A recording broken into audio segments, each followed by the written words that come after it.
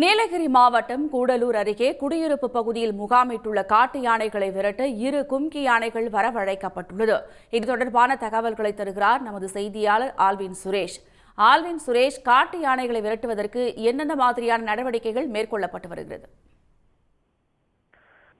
கூடலூர் மற்றும் அதன் சுற்றுவட்டார பகுதிகளில் தற்பொழுது வனப்பகுதியிலிருந்து வெளியேறி ஊருக்குள் வரும் காட்டு யானைகளினுடைய நடமாட்டம் அதிகரித்து காணப்பட்டு வருகிறது. இந்த நிலையில் நேற்று அதிகாலை மொய்தீன் என்பவரை அவருடைய வீட்டின் அருகிலேயே காட்டு யானை ஒன்று தாக்கியது. இதனை அடுத்து அப்பகுதியில் இருக்கக்கூடிய மக்கள் சாலை மறியல் போராட்டத்தில் ஈடுபட்டனர். அப்பொழுது அவர்கள் வைத்த கோரிக்கையானது இந்த காட்டு யானைகளை கும்கி யானைகள் துணையுடன் அடர்ந்த வனப்பகுதிக்குள் விரட்ட வேண்டும், முறையாக அகழிகள் அமைத்து தர வேண்டும் என கோரிக்கையை வைத்து போராட்டங்களில் ஈடுபட்டனர்.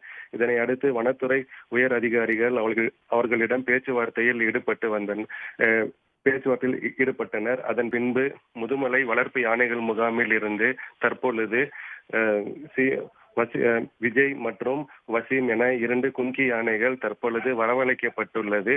அது மட்டும் இல்லாமல் இந்த செப்பந்தோடு பகுதியில் முகாமிட்டு இருக்கக்கூடிய கட்டை கொம்பன் காட்டு யானை மற்றும் புல்லட் என்கிற காட்டு யானையை அடர்ந்த வனப்பகுதிக்குள் விரட்டும் பணியானது இன்று முதல் துவங்க இருக்கிறது.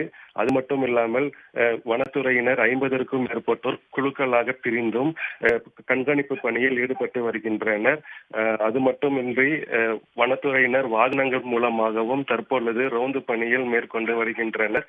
இப்பகுதியில் இருக்கக்கூடிய மக்கள் மிகவும் கவனத்துடன் இருக்குமாறும், காட்டு யானைகளினுடைய நடமாட்டம் ஏதேனும் தென்பட்டால் உடனடியாக வனத்துறை அதிகாரிகளுக்கு தகவல் கொடுக்க வேண்டும் எனவும் தற்பொழுது தெரிவித்துள்ளனர்.